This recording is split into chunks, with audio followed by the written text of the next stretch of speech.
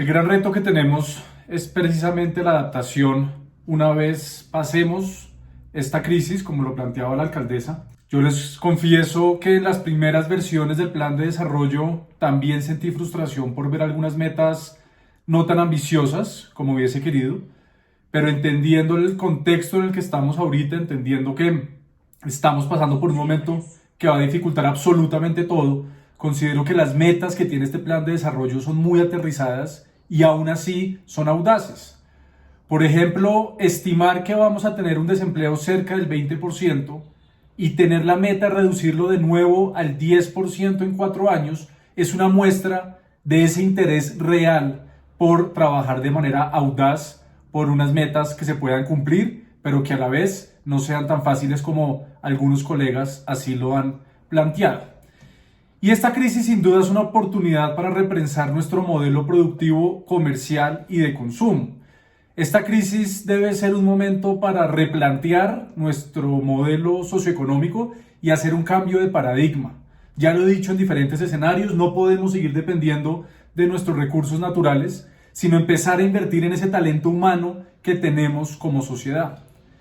Aplaudo y me satisface muchísimo ver que en este plan de desarrollo el sector de desarrollo económico ya no es de las más rezagadas con los menores presupuestos. Hubiera esperado mayor presupuesto y mayor protagonismo presupuestalmente hablando del sector de desarrollo económico, además porque está en cabeza de una persona que conoce del tema. Ayer nos lo demostró en su presentación, que entiende muy bien el contexto y que sabe hacia dónde debemos ir.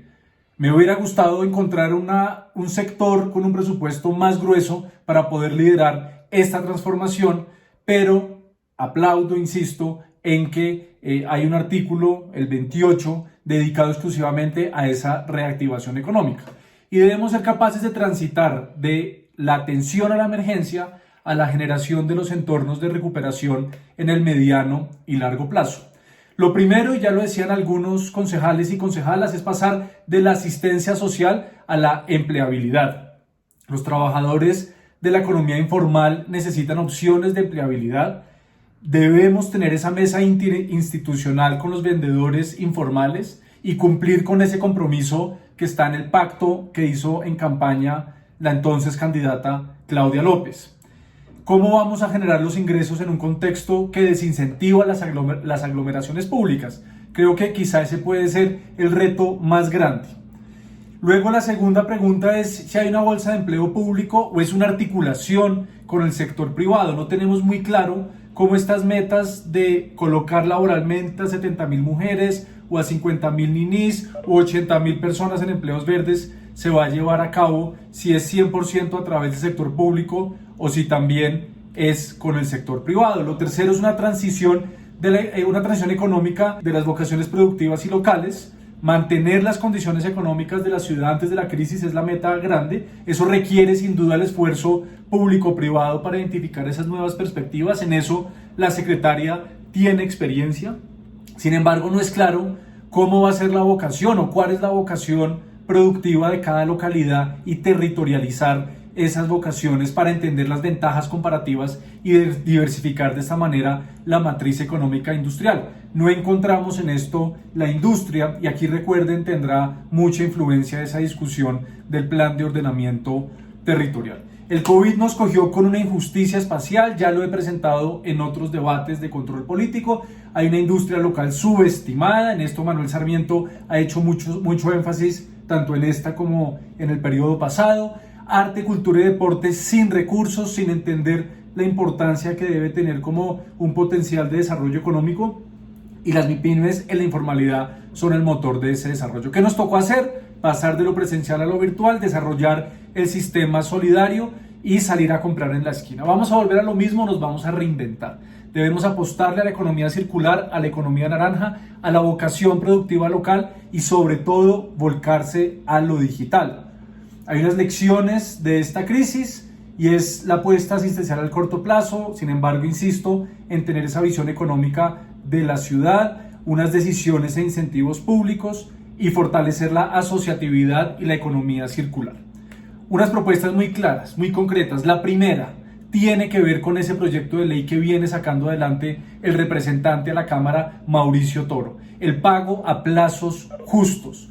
El distrito debe dar ejemplo a nivel nacional de pagarle de pronto pago a los contratos que se celebren con las entidades distritales, con medianas, pequeñas y microempresas. El distrito debe dar ejemplo en pagar en plazos justos y demostrar que esto se debe implementar a nivel nacional. Lo segundo, establecer plataformas digitales, aumentar las capacitaciones y el uso de estas, tanto en las plazas de mercado como con los emprendedores. ¿Cómo en las plazas de mercado?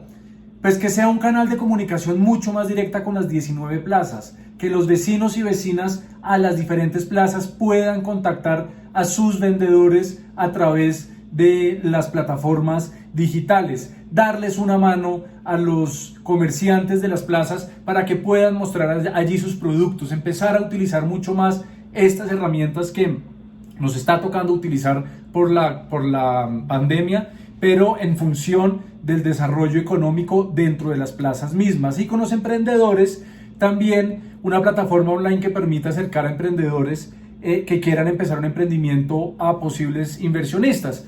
Yo siempre me he sorprendido que ningún exsecretario o exsecretaria de Desarrollo Económico se acercó a Rappi, independiente, y para dejar de lado la discusión sobre las condiciones laborales, que sin duda es una discusión más amplia. Pero Rappi arrancó en Bogotá.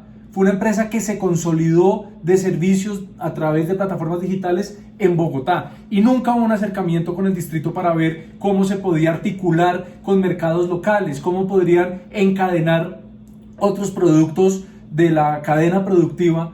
Y esto de fortalecer las plataformas digitales enfocados a emprendedores es aprender de ese error y hacer ese acompañamiento en distintos sectores, no solamente servicios, para que esto sea una constante en Bogotá. Frente al turismo, el IDT debe ser una entidad con mayor presupuesto. La semana pasada hicimos una mesa técnica sobre turismo y Liliana Orbegoso del Buró Bogotá dijo una frase muy interesante. Este es un año de siembra, este es un año para planear, para pensar cómo nos vamos a reinventar en el corto y mediano plazo.